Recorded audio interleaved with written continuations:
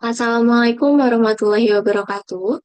Perkenalkan, nama saya Alia Sabita Imtiaza, NIM 24205253-223 dari Program Studi Pengelolaan Sumber Daya Alam dan Lingkungan Universitas Lambung Mangkurat. Pada kesempatan kali ini, saya akan membahas mengenai pemanasan global, tantangan terbesar abad ini, dan upaya penanggulangannya. Adapun pada pembahasan kali ini akan terbagi menjadi pendahuluan, penyebab pemanasan global, dampak pemanasan global, penanggulangan pemanasan global, dan akan ditutup dengan kesimpulan.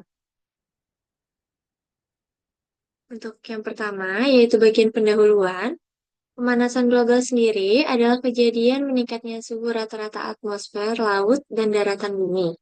Peneliti dari Center for International Forestry Research menjelaskan bahwa pemanasan global adalah kejadian terperangkapnya radiasi gelombang panjang matahari, gelombang panas, atau inframerah yang dipancarkan ke bumi oleh gas rumah kaca. Pemanasan global disebabkan oleh beberapa faktor. Faktor yang pertama adalah efek rumah kaca. Gas rumah kaca terjadi akibat adanya pembakaran minyak bumi, seperti bahan bakar batu bara, serta pembakaran gas alam. Sehingga hal tersebut menyebabkan adanya pemanasan yang terpantul tidak diteruskan keluar angkasa, tetapi kembali ke bumi dan gas yang paling berpengaruh adalah karbon dioksida. Efek rumah kaca ini berarti panas bumi disimpan di atmosfer dan tidak dipantulkan kembali keluar angkasa. Sebenarnya, efek rumah kaca ini bermanfaat bagi kehidupan manusia. Namun, apabila berlebihan dapat mempengaruhi iklim dan cuaca di bumi. Faktor yang kedua adalah deforestasi. Deforestasi adalah proses penggundulan atau penghilangan hutan secara besar-besaran.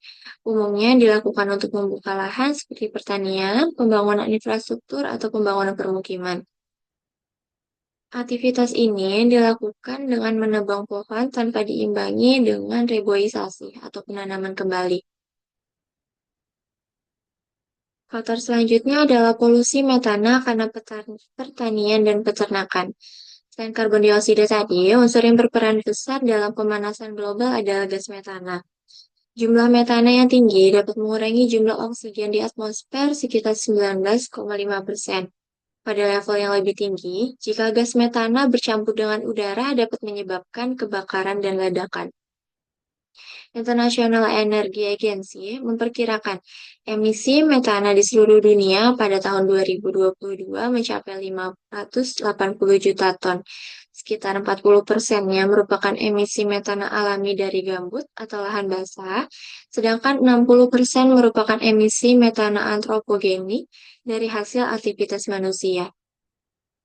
International Energy Agency juga menyebutkan bahwa Indonesia salah satu dari 10 negara yang menghasilkan emisi metana antropogenik terbesar. Pada tabel ini ditunjukkan nomor 6 Indonesia memiliki 14,3 juta ton. Penyebab pemanasan global, salah satunya juga berasal dari limbah industri dan rumah tangga. Limbah industri dapat berubah seperti bahan-bahan kimia ataupun limbah-limbah dari pabrik. Sedangkan limbah rumah tangga seperti plastik ataupun kertas dan barang-barang rusak lainnya. Pemanasan global sendiri tentunya dapat berdampak dan memiliki dampak besar. Salah satunya seperti perubahan iklim. Perubahan iklim ekstrim ini sangat berdampak bagi kehidupan manusia di bumi, seperti banjir dan kekeringan.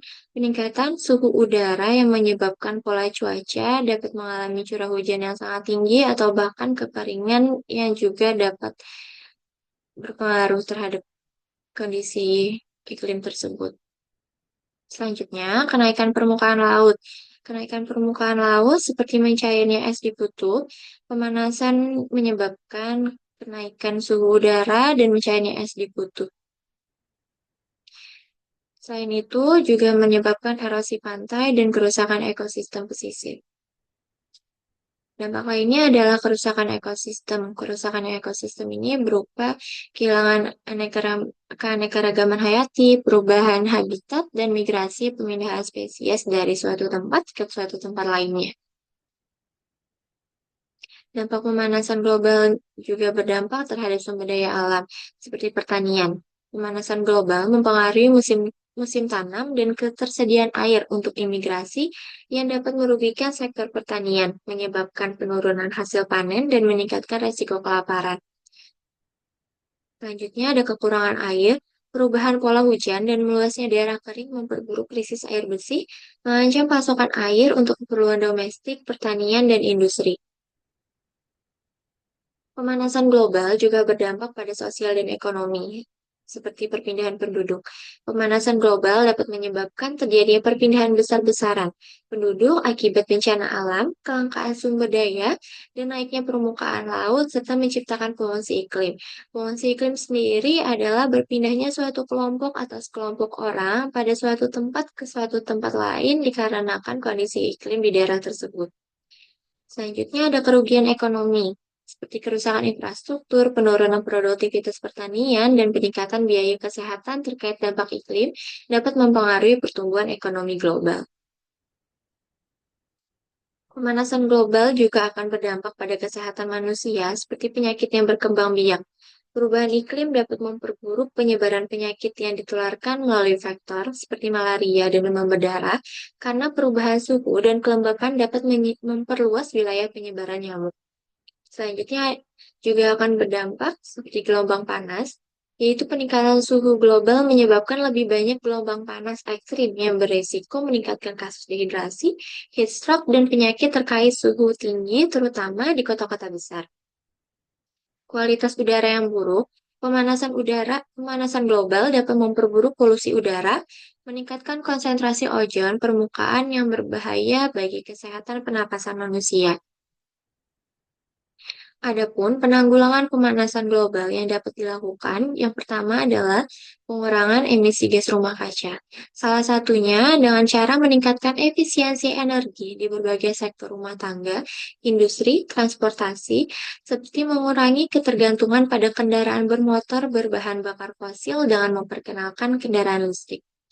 Selanjutnya, konservasi dan pengelolaan sumber daya alam, seperti penghijauan dan reforestasi, pertanian berkelanjutan, dan pelestarian ekosistem laut.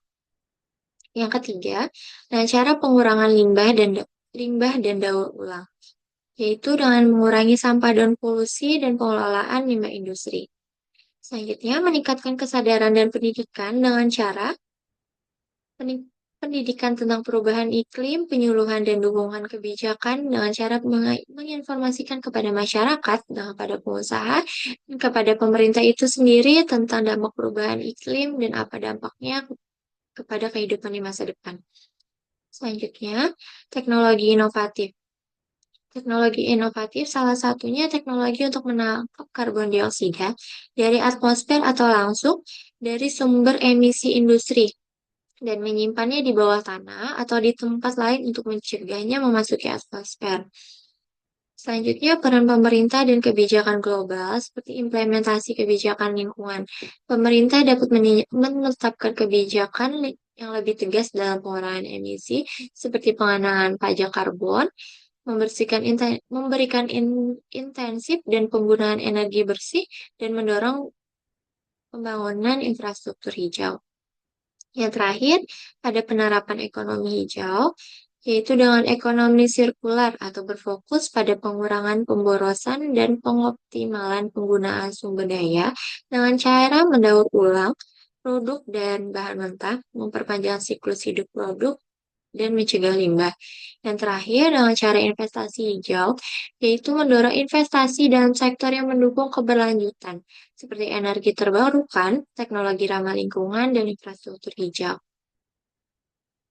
Adapun kesimpulan yang dapat diambil adalah pemanasan global merupakan fenomena yang disebabkan oleh peningkatan konsentrasi gas rumah kaca di atmosfer yang mengakibatkan pemanasan suhu rata-rata bumi Selain itu, dampak pemanasan global juga bisa mengakibatkan kerusakan lingkungan, serta bisa menjadi ancaman besar bagi manusia dan ekosistem lainnya di masa mendatang. Permasalahan pemanasan global dapat diatasi dengan melibatkan seluruh pihak, dari masyarakat hingga pemerintah, dimulai dari edukasi dini tentang menjaga lingkungan hingga pengurangan gas emisi dengan teknologi hijau dan lain sebagainya. Sekian yang dapat saya sampaikan. Atas kesempatannya saya ucapkan terima kasih. Wassalamualaikum warahmatullahi wabarakatuh.